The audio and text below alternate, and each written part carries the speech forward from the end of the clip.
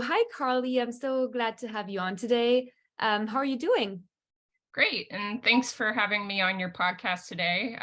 I love being guests on podcasts, but also generally speaking, talking about motherhood because I think it is so valuable and important. And the more that moms talk about it, I feel like the more comfortable we get in the experience holistically of motherhood. So thank you. Sure, definitely. And also, if we can add something to that, is the fact that it's not talked about enough, I think, and all the challenges aren't talked about enough. So I'm super happy you're here today and we can contribute to making it a more discussed topic.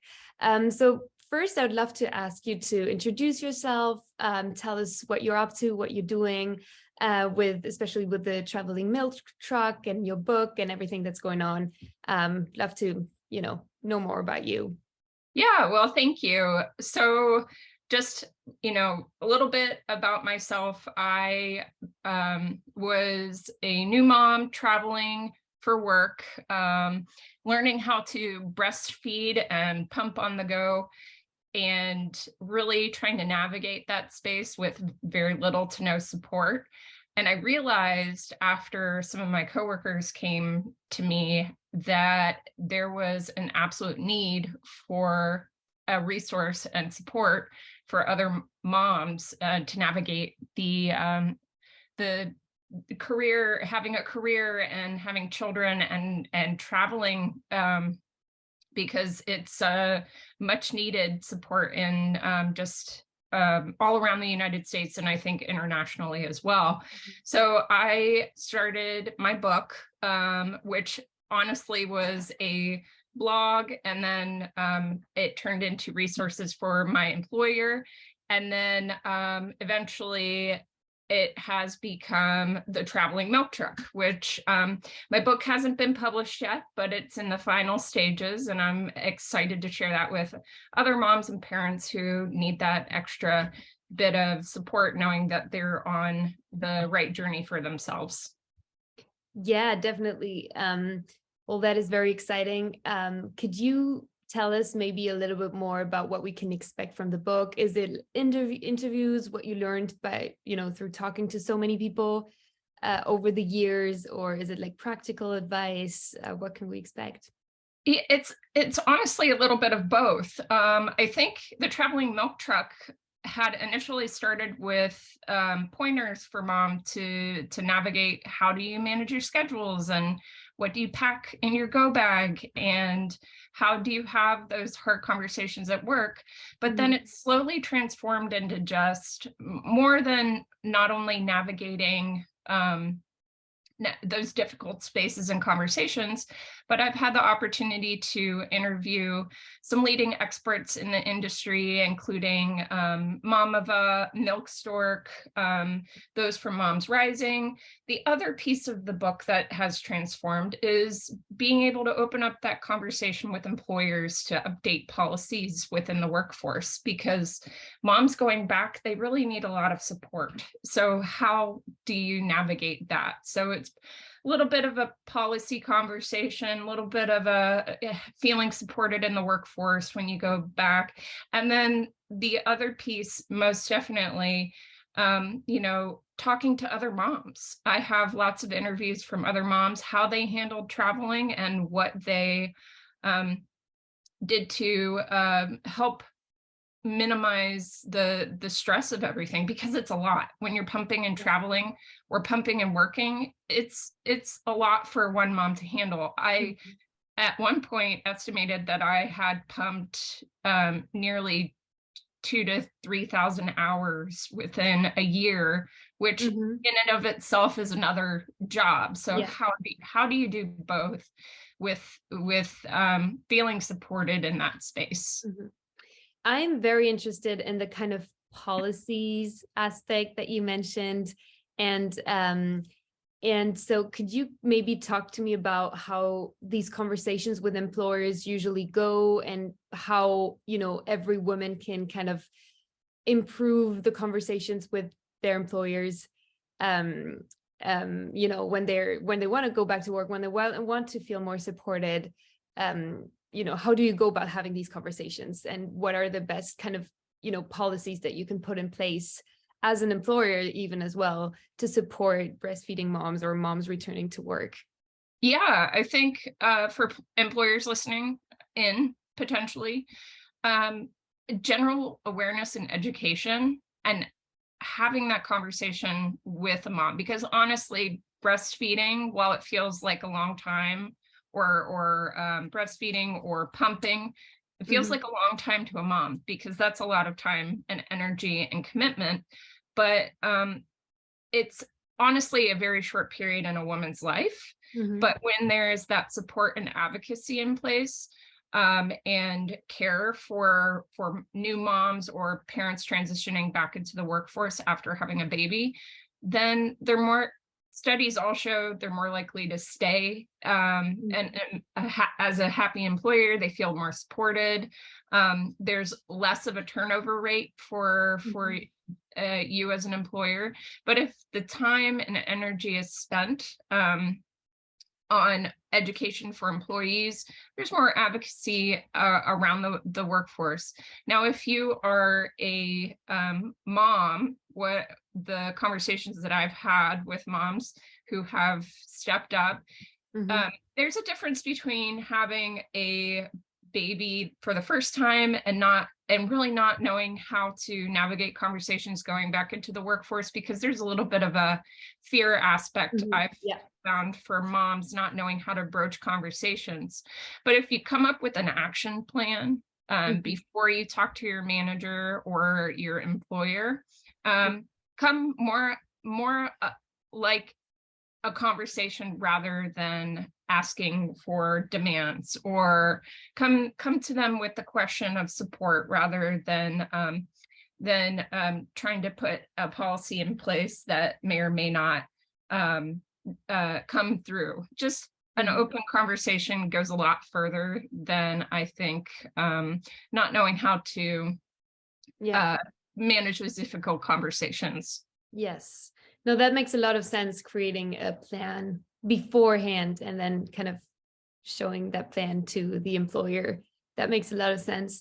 And so, maybe if we want to dig deeper into like what these items could be on the plan, like what have you seen people do throughout like your career, interviewing other women or your own experience? What are like these concrete steps that you could put into your plan saying, I need this from you, I need that from you? Do you have any examples of things that we can put into these plans? I think most definitely the biggest need moms and lactating people need is a safe space to pump. It doesn't have to be fancy. You obviously sanitary, not in a bathroom, just a place where they're not going to get walked in on, a place where there's a plug for electrical needs, is one of the biggest areas of that pumping people's need support. Like honestly, that is first and foremost showing that you are supporting new parents. The second piece I would say is that moms don't really know what pieces of equipment that can benefit them, and I certainly didn't. When I was traveling, I was like, how do I pump in the car, or how do I navigate traveling 13 hours and making sure that I'm taking enough breaks to pump when doors don't lock in airports, and how do you put your pump together and find that plug to make the pumping work? And then just helping employers help moms essentially get the right equipment that they need. So if they are traveling, for instance, Milk Stork is a really great example of a tool or a resource that can help moms not have to stash milk for months and months and months beforehand. They literally just need to pump when they're there and send that fresh milk back home to their families. Yeah, that makes a lot of sense. So it's really supporting moms by having, or lactating people by having a safe space and giving them the right tools and the right knowledge also to know like what to use and how to use it, and what they need. And on that kind of topic, another big pain point that I see, or big issue that I see when I talk to new parents and expecting parents, and is the fact that it's really hard and difficult to get trustworthy and reliable information about basically everything. But in that case about, lactation and breastfeeding and all of that, like what are the best resources to learn from? Could we kind of, cite a few resources and a few places on the internet that are really good places, or a few brands? I mean, you already mentioned Milk Stork, but what's the best way for a new mom that wants to go back to work to basically get all the good information that she needs? Because I know that it's sometimes really hard to know what to trust and what to expect. Oh, absolutely. Absolutely. I think first and foremost, doing your research is so valuable and important because there's a lot of misinformation in our world today. And that is important to note, generally speaking. The second thing I would recommend is, because time for moms and to heal after childbirth and then going right back in, that's around the time that your hormones are starting to regulate. You're just overwhelmed, there's a separation you're experiencing. Your baby is really just figuring out how to breastfeed by the time you're going back to work, including yourself. I remember that my daughter had what's called nipple confusion, and so all she wanted for a while was a bottle. And then I sought out a lactation consultant who did wonders for my breastfeeding journey. I also kept in contact with our pediatrician. I was always trying to find resources for myself because as a new mom, it's okay not to know everything. Like, you are in a learning space. You are learning this new journey for yourself, along with your little human that is experiencing that journey with you. So I think first and foremost, get that foundation before you go back to the workforce, where you're thrown into a new environment without the normal resources you might have at home. I know that there are lactation support groups that you can find that did wonders for my breastfeeding and pumping journey. And then when you get back into the office, find an ally that can help support you and be your voice when you're in the pumping room or on the go, that you can have that support system around you when you're so that way you don't feel so alone in that space. Yeah, that definitely makes a lot of sense. And I think like sticking together is also very valuable. And when I interview parents, I always hear that their most trusted source of advice is other moms or other parents over whatever's written on the internet or books or anything else. So it's very valuable. You mentioned before that you had counted that you had pumped, for like 2,000 to 3,000 hours in a year at one point. So do you have any advice on, if you're working at the same time as you're doing this, how do you save time while you're pumping, and when are maybe the best times, to do it, or how should you organize your day around it to make it as efficient as possible, I guess? Do you have any recommendations around that? Yes, absolutely. I think planning ahead is one of the biggest assets for yourself that you can do. Check out your schedule in advance. I know that I was so sensitive. I in a matter of months got mastitis, not once but twice. It's 10 out of 10 not recommended for any mom. Breastfeeding and pumping is a medical need. So make the time to do it, to keep your body healthy, to help regulate yourself, so that way your milk supply doesn't go down. The important thing for me was that I would prep all of my pumping equipment the night before, so that way I spent less time cleaning my pumping equipment, because sanitizing those items was at the top of my list. The pumping equipment for moms has changed quite a bit. So there are pumps called the Freemie and the Willow that you could just put in your clothes. And then if I was if I was traveling, or if I was having a busy day in between meetings and having to pump, I would sometimes create a hands-free situation for myself, so that way I could bring my computer with me. I wouldn't recommend that, generally speaking, but if I needed to do that, I was pumping in a pinch, with my resources I needed around me. Okay, yeah, that makes a lot of sense. Yeah, I think that's very, very interesting to talk about breastfeeding and work. And now if you want to take a more general approach and talk about just people going back to work after becoming parents, especially with, now we're kind of maybe a bit out of it, but the COVID-19 pandemic changed a lot of things.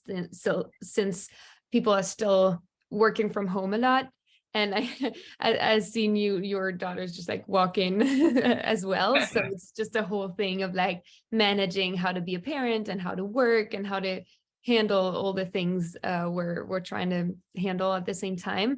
So do you have any advice on how to go back to work in these times where the woman's doing most of the childcare still, and especially in the pandemic, it's even worse because, or even after the pandemic, when people have to work from home more, the mom maybe takes care of the children or the baby more than the other parent. So do you have any advice on how to manage all of this, going back to work and having to take care of your family? And absolutely.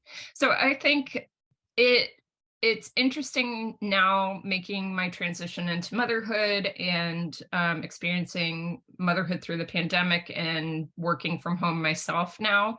And one of the biggest supports that employers can provide to families is helping navigate the child care system, because as we've seen, that system has been quite broken for a very long time.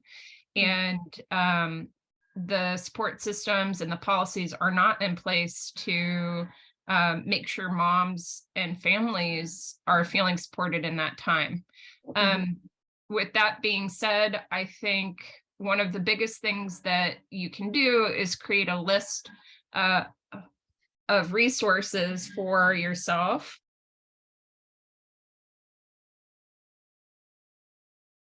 My daughter's playing the guitar for us in the other room. That's really fine. And so from a childcare perspective, I recall even before the pandemic having one heck of a time getting on lists. And I used to look at parents that would get on childcare lists 6 months before they had their baby. And I'm like, wow, that's how privileged are you to be able to put your name down on the list and, get a spot right away. Well, the truth is that they knew the secret that if you weren't on the list, you probably weren't going to get in. We ended up, for my first daughter, not getting care for her until she was 8 months old. And this was even before the pandemic. Now, when everything shut down, not only did it demonstrate how fractured the childcare system was, but just when everything started opening back up, how broken everything still remained. So getting childcare again and making sure you had all of those resources in place is so incredibly difficult. And I know from my experience alone that moms are tired. They are exhausted. They are not feeling supported in the way that they should. And so if you have the ability to help support working moms, I do it. I think it's just one of those valuable resources to provide for them, essentially, whether or not that be policy or helping with childcare expense or being an employer that provides childcare for their employees, I think can go a long way for helping with mental health and the journey of motherhood. And this is maybe a more kind of open-ended question, but we've talked a lot about moms and, because of course breastfeeding is mostly, moms, etc. But what about the other parent that's not maybe the parent that gave birth? And we haven't really talked about that other parent and what their role can be. Of course, there's no like parental leave in the US anyway. So it's even like, we're not going to even start talking about paternity leave, but how do you manage this time kind of as a couple when there's two individuals, and how can they best support each other? Do you have any tips on that, and any ideas on how we could improve and how we could have a society where both parents are as involved as the other one? And do you have any ideas on that? Yeah, absolutely. I think generally speaking, when both parental units are involved, the well-being of the mom gets better. The dad or the partner is more involved from the get-go. The child's well-being is better. Holistically, everything would be better with both parents having that opportunity for equal involvement. My advice would be that if you are in a,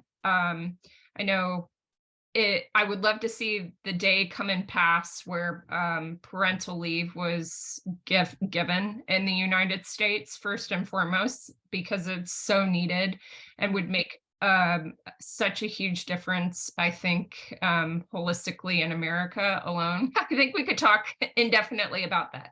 But what I was going to say is that from a policy standpoint, if you have an employer, check out with your HR department, check with your employer, check with your benefits that you have to see if they are providing any leave, because depending on where you are, you may be able to break your leave up into specific chunks, like 2-week time periods throughout the year. And so you could take a staggering leave with your partner. You could break it up into chunks, so that way you have more consistent care with your little one for a longer period of time before you are relying on childcare as the only resource or care for your little one while both of your partners go back to work. Yeah. My husband is a firefighter, paramedic, and when we had our second, he didn't even call to try and figure out the leave for himself because it was too difficult to navigate the state leave policy for him to even take the time off. So he just took all of his PTO instead, which, if that doesn't go to show you how much of a need for more support around leave is, I don't know what is. Yeah, no, definitely.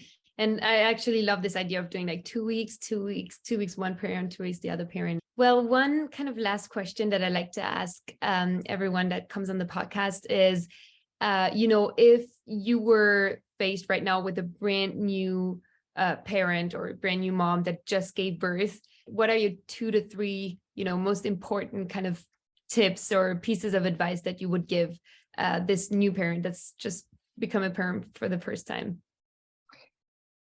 That's a really great question. I think for new parents, the sleepless nights get better little bit by little bit. It takes a while, and it all depends on, your kid's personality for a lot of it, and seeing their personalities blossom and change. I think the other piece, if you are a mom and you're seeing all of these, if you're a new mom and you've just you're witnessing all of these changes in your body, if something doesn't feel right, call your doctor. Talk to them. There were a number of times where I was told to wait, and I ended up going to a therapist to try and get my body to realign after childbirth. There's a lot that women's bodies go through after having a baby, so get those resources you need. Ask those questions. It's okay not to know. And then my last piece of advice is get the resource for a lactation support group or a mom group in place, because it will go a long way for yourself, where villages are sorely lacking in today's landscape for new parents. Yeah, no, definitely. That's such good advice. Well, thank you so much for being on the podcast today. Yes, it was great talking to you. And yeah, thank you for your insights. Yes, thanks again for having me on. Take care.